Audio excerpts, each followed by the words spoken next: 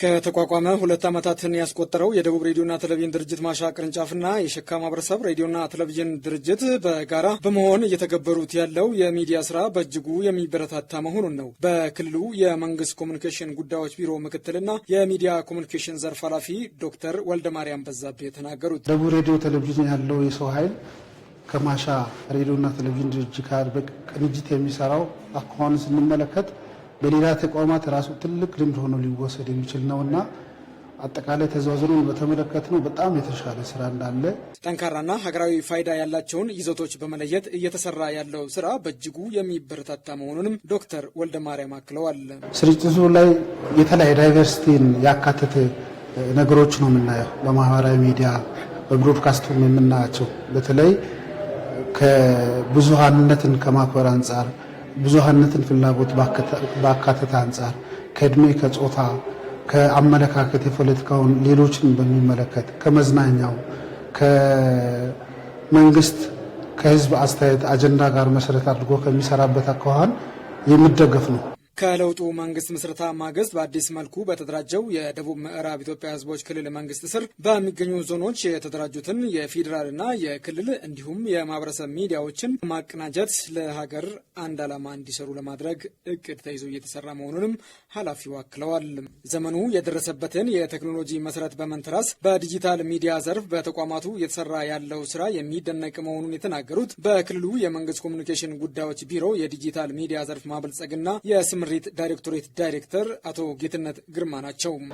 ማህበረሰቡን እንግዲህ ወቅታዊና ፈጣን ተአማኒነት ያለው መረጃን ከማድረስ አንጻር የተለያዩ የሚዲያ አማራጮችንም በመጠቀም ለህዝቡ ድምጽ መሆንና በህዝብና በመንግስት መካከል ያለው ግንኙነቶችን ለማጠናከር እየተሰሩ ያሉ ስራዎች አበረታች እንደሆነ ያየንበት ሂደት ነው።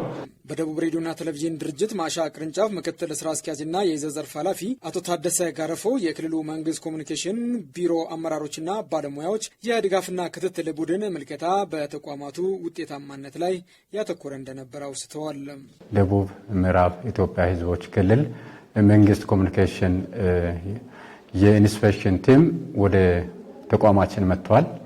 ወደ ተቋማችን በመጡበት በዚሁ ሰዓት ላይ አጠቃላይ በተቋሙ ውስጥ የሚከናወኑ የስራ እንቅስቃሴዎችን ገምግሞ አይቷል።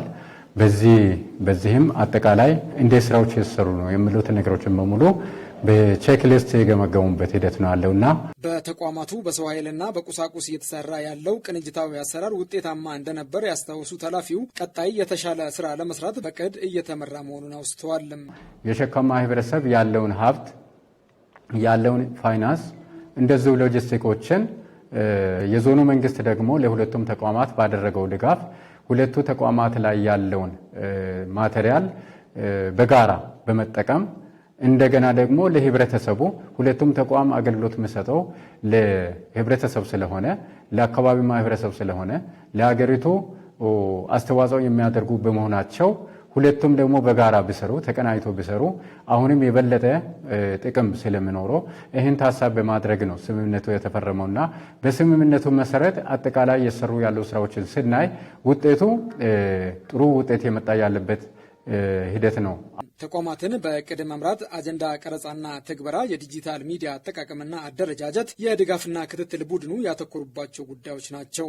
በተቋማቱ ቢቀረፍ ተብለው ለክልሉ መንግስት ኮሚኒኬሽን ጉዳዮች ቢሮ የተነሱ አንዳንድ ጉዳዮችን በመለየት እንደ ክልል ቢሮ የሚፈቱትን በአጭር ጊዜ ለመፍታትና በቅንጅት የሚፈቱትን ደግሞ ለይቶ ለባለድርሻ አካላት በማቅረብ እንደሚፈታም ቡድኑ አመላክቷል።